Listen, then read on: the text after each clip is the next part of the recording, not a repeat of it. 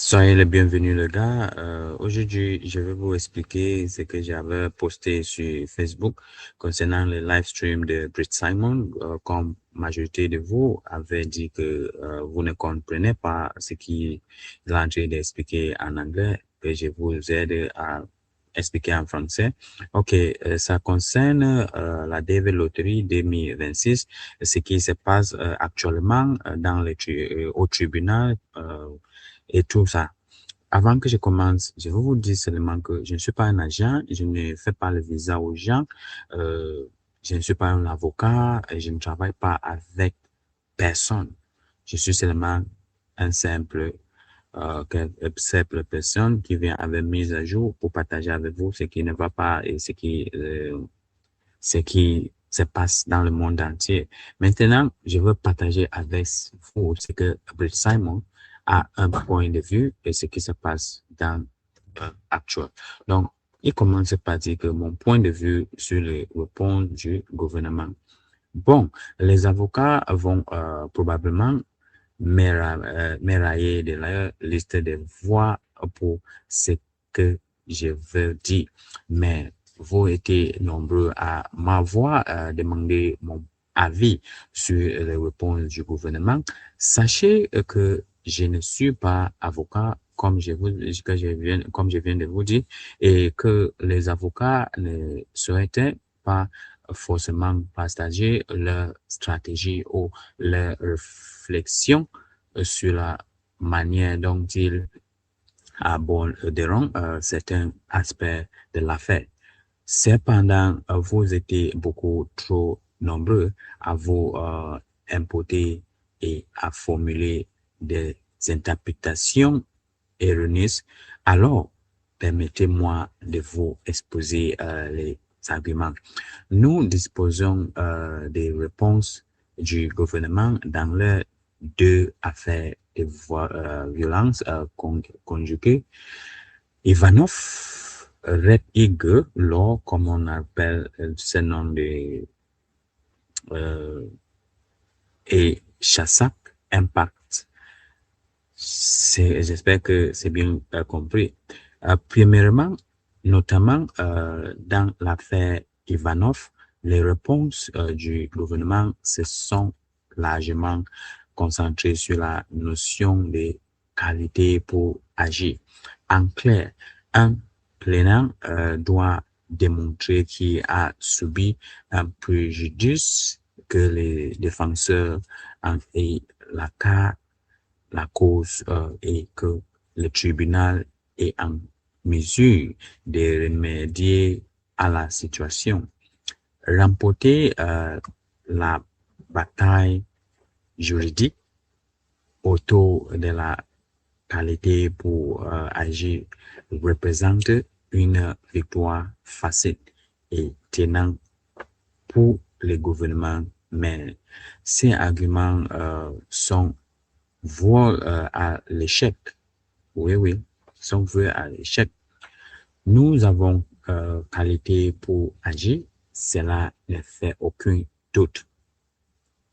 Il commence et il continue à dire que les principaux arguments du gouvernement, selon lui, répondent sur l'absence de contrôle consulaire et l'arrêt Karimova. Ces deux arguments visant à soustraire le tribunal à ce que le gouvernement considère comme ses affaires. Il affirme que le tribunal ne peut interférer dans son processus, décisionnaire et qu'en accordant le statut de 221G, il a pris une décision protégée par l'absence de contrôle consulaire. Ces arguments sont solides dans d'autres situations, mais pas dans le cas présent.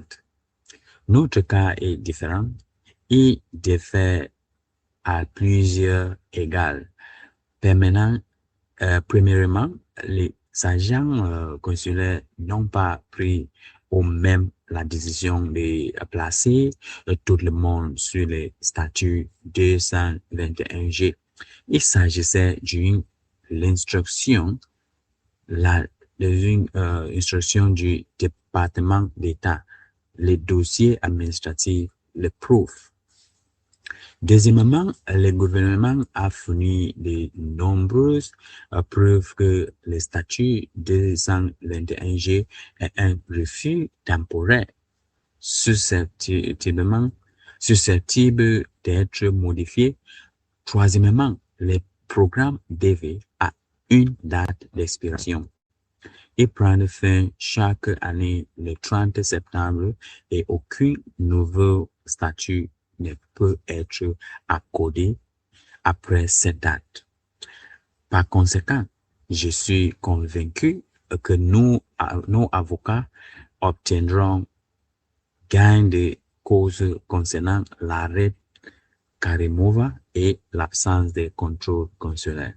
Voilà ce que Brett Simon nous explique et voilà ce que ça s'est passé ou ça se passe dans le tribunal.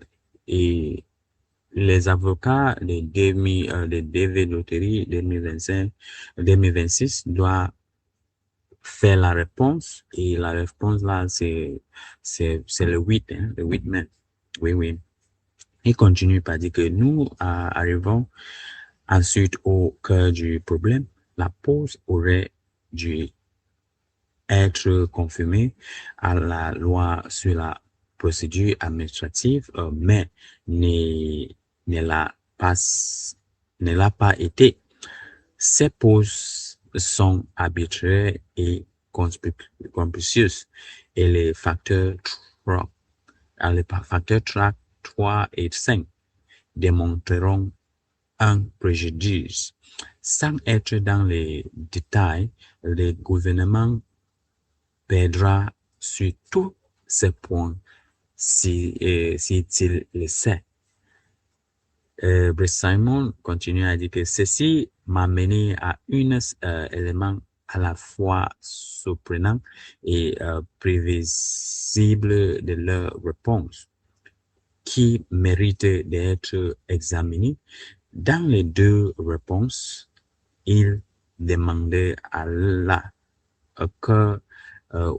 Cour de limiter les réparations aux seuls plaignants.